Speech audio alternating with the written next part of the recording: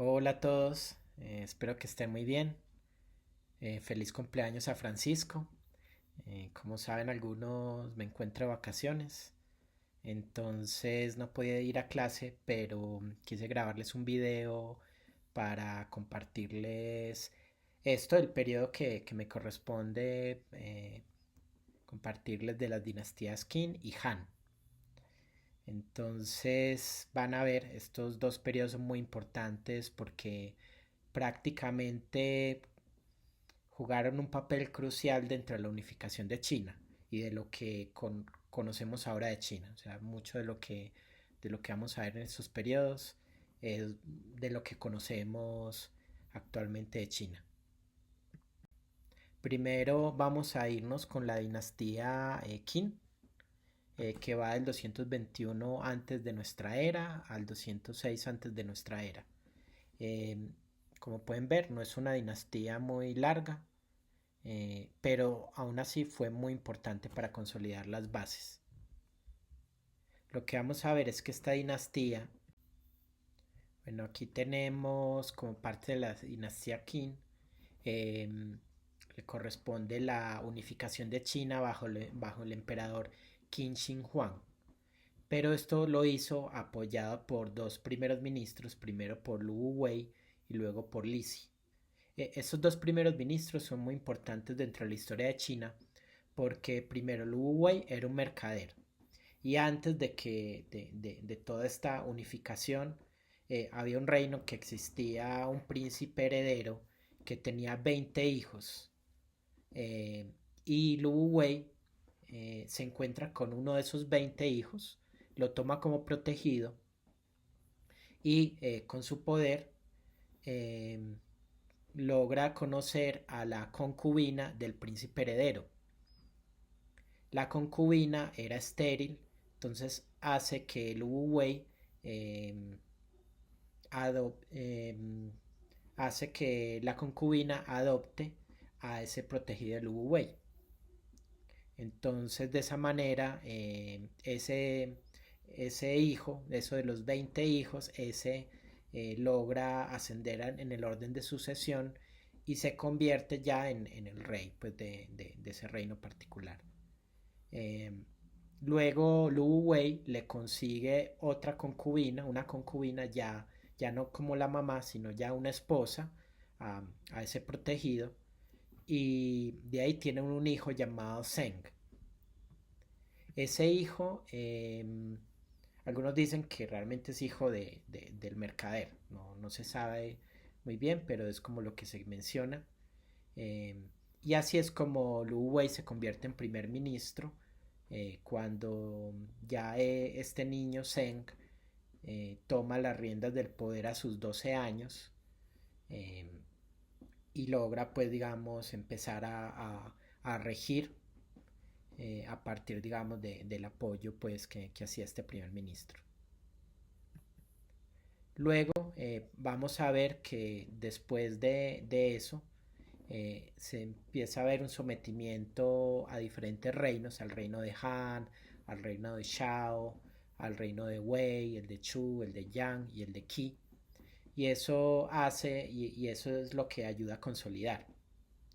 También cuando este emperador toma la mayoría de edad, destituyen al primer ministro, Lu Wei, y asume el otro primer ministro que es Li Si.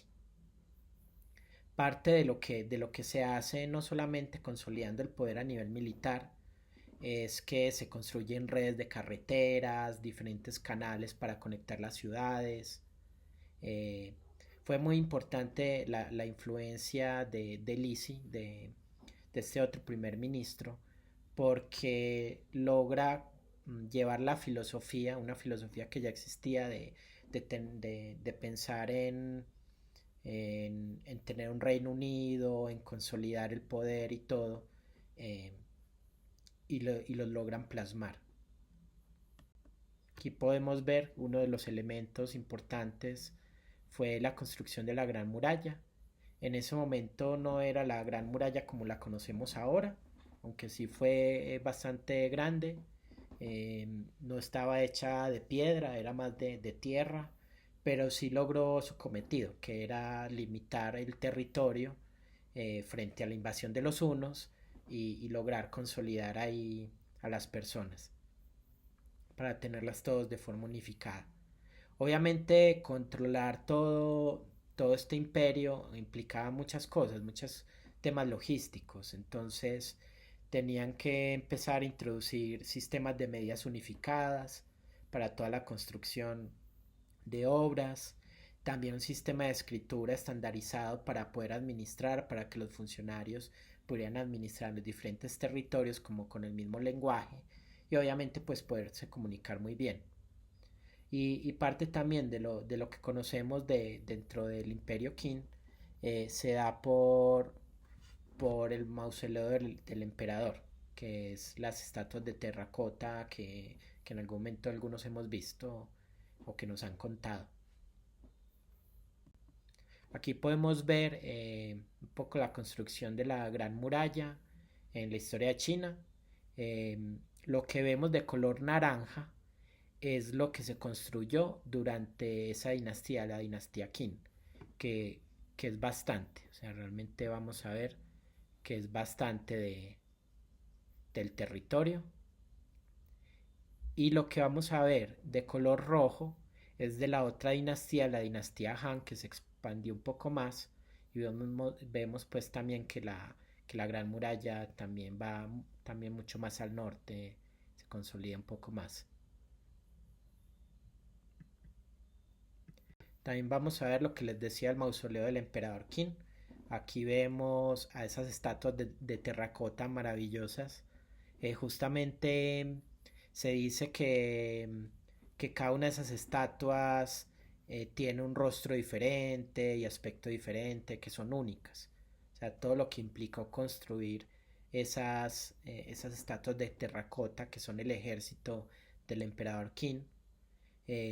También en vez de enterrar, como se acostumbraba, enterrar a las concubinas del emperador junto con él, lo que se hizo fue crear también estatuas de terracota de ellas y tenerlas dentro del mausoleo.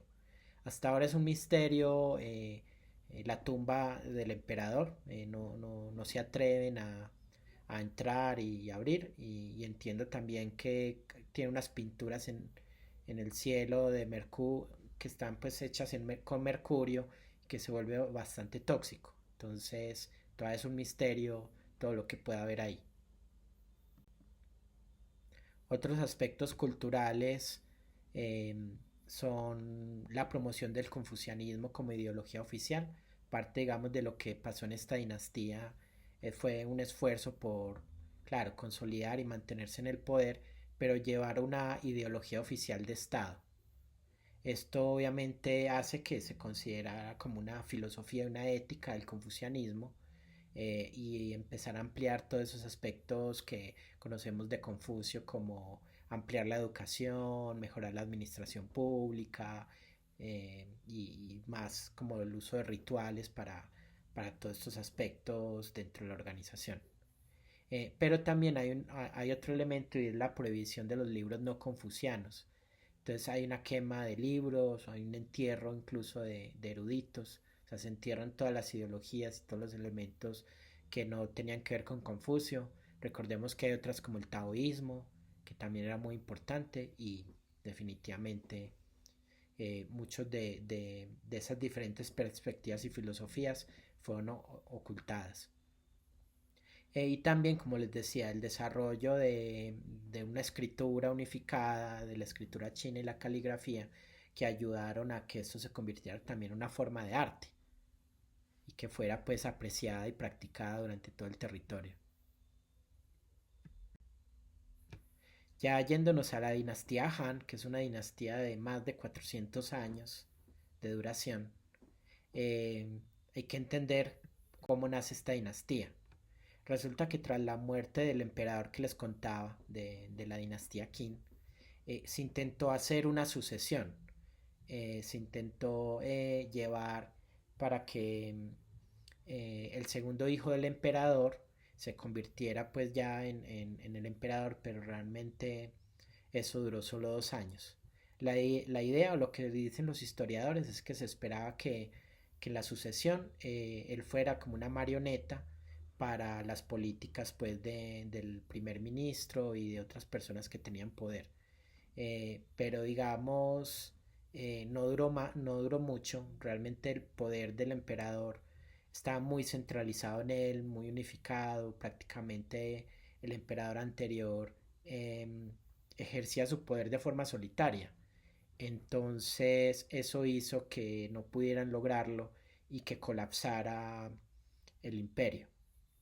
Eso llevó a un periodo de caos, de descontento, eh, de rebeldes y mucho conflicto en el país. Entonces de ahí destaca un líder militar llamado Liu Bang que, que sobresale y logra establecer la nueva dinastía, la dinastía Han. Esta dinastía Han, pues siendo muy militar, eh, se continúan las políticas de Estado de un gobierno centralizado, toda la estructura administrativa que se venía dando, las carreteras, la ampliación pues de canales y también una expansión territorial, o sea, ya digamos se llevan ejércitos para poder ampliar y empezar a dominar diferentes territorios como el oeste, eh, el norte. Va a haber la expansión territorial también con la ruta de la seda, esa ruta comercial que hemos escuchado muchos. Y también en una reestructuración, una organización, eh, se empieza a haber un forzamiento del desplazamiento de las personas para no fuera del territorio sino alrededor del territorio para que no queden tan centralizados en diferentes ciudades sino empezar a moverlos y que estén más organizados. Eso lleva a un desplazamiento de más de 2 millones de personas que no debió haber sido fácil ni le debe haber gustado a muchas personas, pero lo hicieron para que poder ir expandiendo los límites y ayudar pues como con toda la logística de los ejércitos y que los pueblos no estuvieran tan lejanos. Aquí podemos ver cómo fue la expansión, vemos que fue impresionante, fue muy grande toda la expansión territorial, que es un poco de lo que conocemos ya de la China pues como histórica y que vamos a ver. Dentro de los logros culturales y económicos hay unos grandes avances en la medicina, la metalurgia, incluso en la fabricación de papel. Antes, en las otras dinastías, era el uso más del pergamino, pero aquí ya sí la construcción del papel. Aparecen también nuevos intelectuales, personas que, que digamos con el uso del papel empiezan a rescatar algunos libros y empiezan también a discutir más, digamos, filosóficamente, se vuelven intelectuales que memorizaban y que tenían mucho conocimiento y que se les pedía consejo y ayuda. También una gran mejora en las técnicas de la agricultura, por ejemplo el arado de hierro, la rotación de cultivos, eso obviamente aumenta la productividad y mejora la seguridad alimentaria. Estamos hablando de que ya son territorios mucho más grandes, hay una centralización, una responsabilidad muy grande detrás de lograr pues como esa seguridad alimentaria. Y también se fomenta pues la producción de seda, la cerámica, el hierro, otros productos pues como parte de la economía. Y obviamente con el tema de la seda llega lo que conocemos la ruta de la seda, que es como una conexión de diferentes rutas que conectaban a China con India, con el Golfo Pérsico hasta el Mediterráneo. Tanto senderos eh, de tierra, ¿cierto? Rutas terrestres como rutas marítimas. Aquí podemos ver en el siguiente mapa eh, la ruta de la seda, pues como en su mejor momento de expansión, para que entendamos lo que logró también esta dinastía Han. Y bueno, parte pues también, ya digamos, de que terminara la dinastía Han, fue un conjunto de revueltas, rebeldías, que varias poblaciones hicieron, varias rebeliones, que hicieron pues que esta dinastía cayera. Una principal fue la de los siete estados, la rebelión de los siete estados, que desafiaron pues la autoridad de la dinastía por allá en el 154 antes de nuestra era, el 145, eh, hicieron que se debilitara mucho el gobierno central. Luego, la rebelión de los turbantes amarillos, ahí hubo una gran revuelta digamos, por eh, los seguidores de una secta taoísta, eh, que fueron miles, que se rebelaron contra la opresión y el mal gobierno ya en ciertos momentos, por allá en el 184 al 205 antes de nuestra era. Y luego ya la rebelión de los cinco bárbaros, que se dio por cinco pueblos, cinco grupos étnicos que se levantaron contra la dinastía Han, y aprovechando pues como esa corrupción y ese gobierno central, construyeron a que el imperio se fragmentara.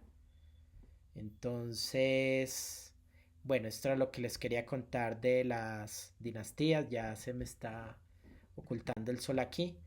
Entonces, muchas gracias a todos por escucharme y espero que tengan una muy buena noche. Hasta luego.